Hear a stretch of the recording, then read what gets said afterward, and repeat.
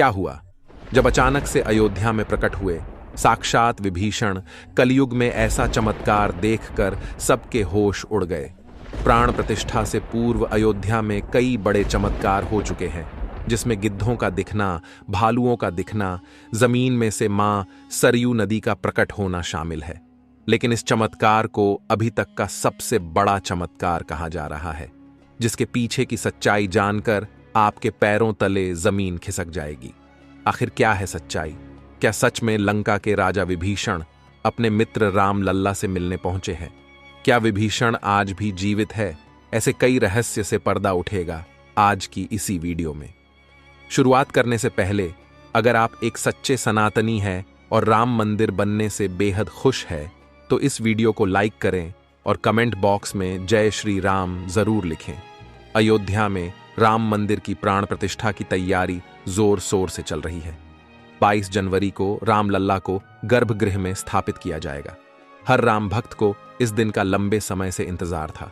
अयोध्या में 22 जनवरी से लेकर 25 मार्च तक कई खास कार्यक्रमों का आयोजन किया जाएगा। इस बीच मंदिर के गर्भगृह के निर्माण का काम 24 घंटे चल रहा है। 22 जनवरी को राम मंदिर में रामलल्ला की प्राण प्रतिष्ठा होने वाली है। किसी भी मंदिर में की जाने वाली भगवान की मूर्ति की प्राण प्रतिष्ठा का बहुत महत्व होता है। मूर्ति की प्राण प्रतिष्ठा के बिना भगवान का पूजन अधूरा माना जाता है। आगे वीडियो में जानते हैं कि प्राण प्रतिष्ठा क्या होती है और जानेंगे विभीषण कैसे राम मंदिर में प्रकट हुए। सनातन धर्म में किसी भी मूर्ति की प्राण प्रतिष्ठा बहुत महत्वपूर्ण मानी जाती है। प्राण प्रतिष्ठा मूर्ति स्थापना के समय किया जाता है। किसी भी मूर्ति की स्थापना के समय उस प्रतिमा रूप को जीवित करने की विधि प्राण प्रतिष्ठा कहलाती है। प्राण शब्द का अर्थ जीवन शक्ति और प्रतिष्ठा का अर्थ स्थापना होता है।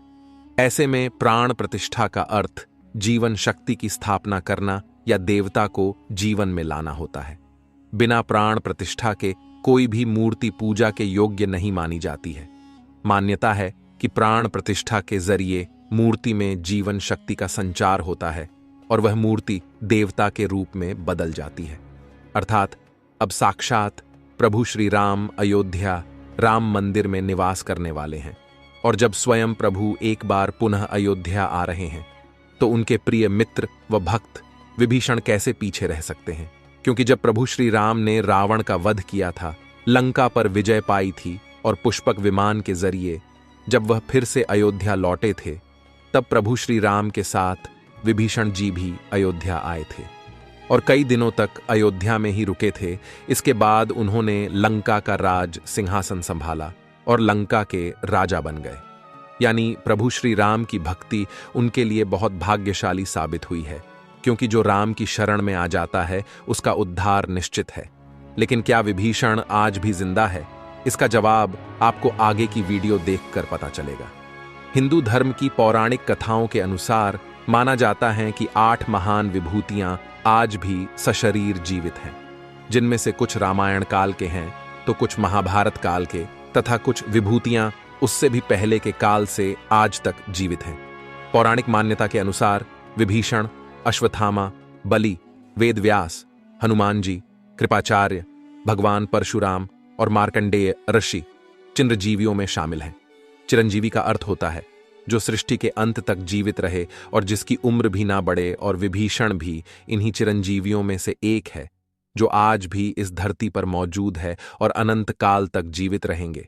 लेकिन यह वरदान आखिर उन्हें किसने दिया, यह बड़ा जानने का विषय है। भगवान राम के अनन्य भक्त विभीषण बाल्यकाल से ही धर्मपरायण रहे।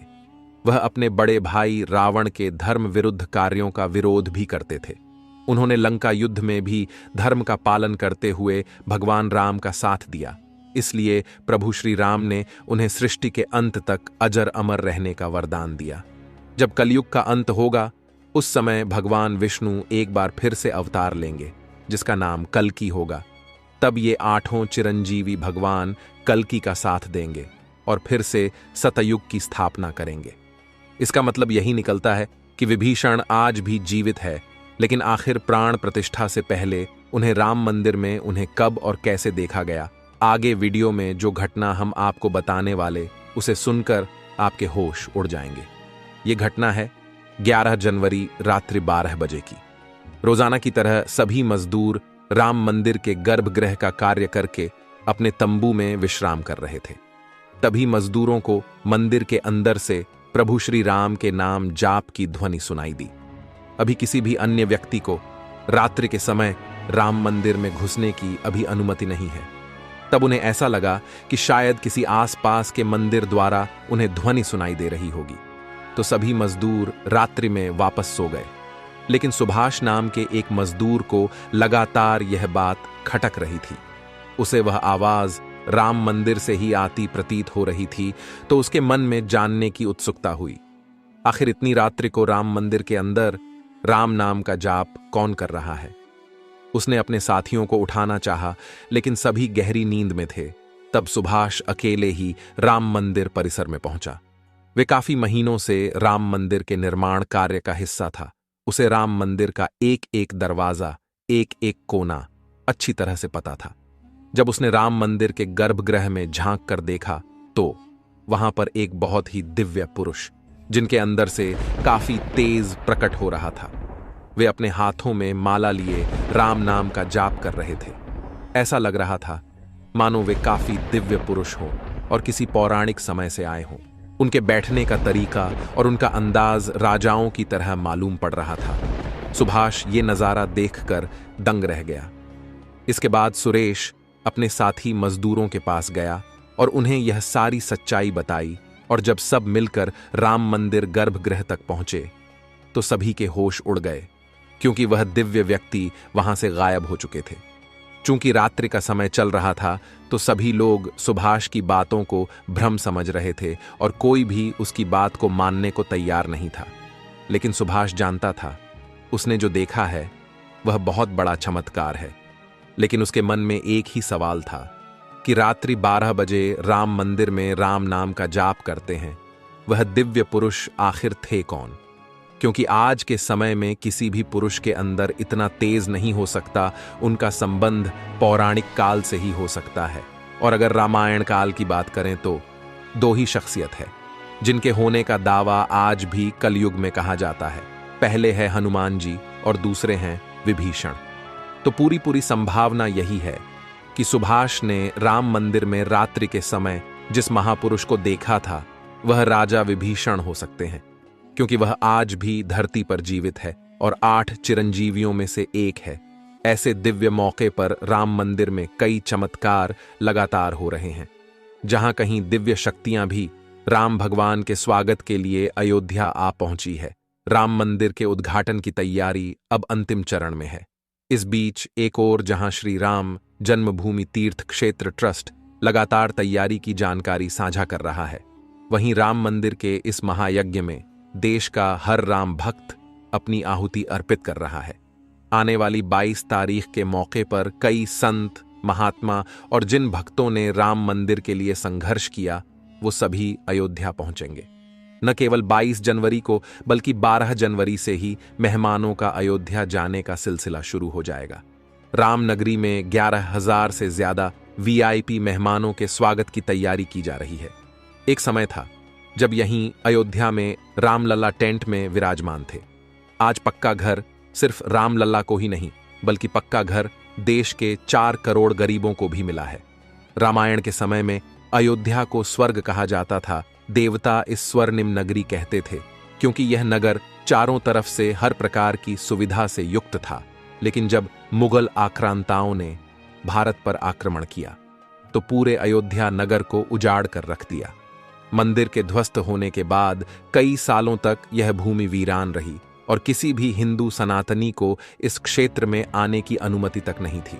लेकिन पुनः प्रभु श्री राम जी की कृपा हुई। यहाँ श्री राम का भव्य मंदिर बनने के बाद यहाँ आने वाले लोगों की संख्या में बहुत बड़ी वृद्धि होगी। इसे ध्यान में रखते हुए सरकार ने अयोध्या में हजारों करोड़ रुपए के विकास कार्य किया है। राम मंदिर की प्राण प्रतिष्ठा से पहले प्रधानमंत्री मोदी ने अयोध्या में अलग अलग विकास कार्यों का उद्घाटन किया और महर्षि वाल्मीकि इंटरनेशनल एयरपोर्ट अयोध्या धाम भी लोगों को तोहफे में दिया। इस एयरपोर्ट को पूरी तरह से भगवान राम से जोड़ा गया है, जिसकी दीवारों पर भी आपको श्री राम से जुड़ी सजावट देखने को मिलेगी। इस एयरपोर्ट के अंदर घुसते ही हमेशा लगता है हम फिर से रामायण काल में आ गए हो। आपको बता दें कि इस एयरपोर्ट को 20 महीने के रिकॉर्ड समय में तैयार किया गया है। उत्तर प्रदेश सरकार की ओर से अयोध्या एयरपोर्ट के लिए 821 एकड़ भूमि मुहैया कराई गई थी। 14 साल का वनवास पूरा करके और रावण का वध करके जब भगवान श्री राम पुनः अयोध्या पहुंचे थे तो अयोध्या के घर घर में दिवाली मनाई गई थी। हर घर में दीपक प्रज्वलित किए गए थे। तो जब अब पुनः प्रभु श्री राम अपने धाम को लौटने वाले हैं तो हम 140 करोड़ देशवासी आखिर कैसे पीछे रह सकते हैं। अयोध्या में विवादित स्थल पर 500 साल बाद प्रभु श्री राम के मंदिर निर्माण और श्री राम लल्ला की स्थापना के जश्न में 22 जनवरी को सिर्फ देश ही नहीं बल्कि पूरी दुनिया दिवाली की रोशनी से जगमग होगी। अयोध्या से पीएम मोदी ने देश के सभी 140 करोड़ लोगों से 22 जनवरी के दिन अपने घरों को श्री राम ज्योति नामक दीपक की रोशनी से अपने घरों को जगमग करने का आह्वान किया है। प्रधानमंत्री ने लोगों से हाथ जोड़कर यह प्रार्थना की है कि सभी देशवासी प्रभु श्री राम लल्ला की अयोध्या वापसी के जश्न में अपने अपने घरों को दिए से जगमग कर दें।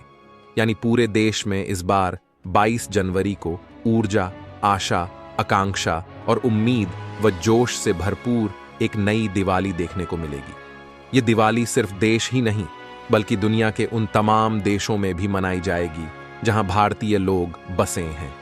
इसी बीच अब राम मंदिर प्राण प्रतिष्ठा से पहले राम लल्ला के भक्तों के लिए एक और बड़ी खुशखबरी है। दरअसल अब राम लल्ला के गर्भगृह का मुख्य द्वार सोने से बनाया गया है, जो मंदिर के मुख्य द्वार के तौर पर स्थापित कर दिया गया है। राम मंदिर में सोने के दरवाजे की कुछ खासियत भी है। बता दें कि राम लल्ला के गर्भगृह में लगाए गए सोने के दरवाजे पर खूबसूरत नक्काशी की गई है। मंदिर के भूतल पर ऐसे 14 दरवाजे लगने वाले हैं। लेकिन दोस्तों, जब हम राम मंदिर को बनता हुआ देखते हैं तो हमें बड़ा गर्व होता है कि हम राम मंदिर को अपनी आंखों से बनता हुआ देख रहे हैं। हमें उस स्थान पर राम मंदिर के अंदर जाने का मौका भी मिलने वाला है। लेकिन एक समय ऐसा भी था जब यहां पर हजारों कार सेवकों ने इस मंदिर के निर्माण के लिए अपने प्राणों का बलिदान दे दिया था। 1528 ईस्वी में श्री राम मंदिर को बाबर के आदेश से उसके सेनापति मीर बाकी ने गिराकर वहां एक मस्जिद बना दी। इसके बाद से हिंदू समाज एक दिन भी चुप नहीं बैठा। वह लगातार इस स्थान को पाने के लिए संघर्ष करता रहा।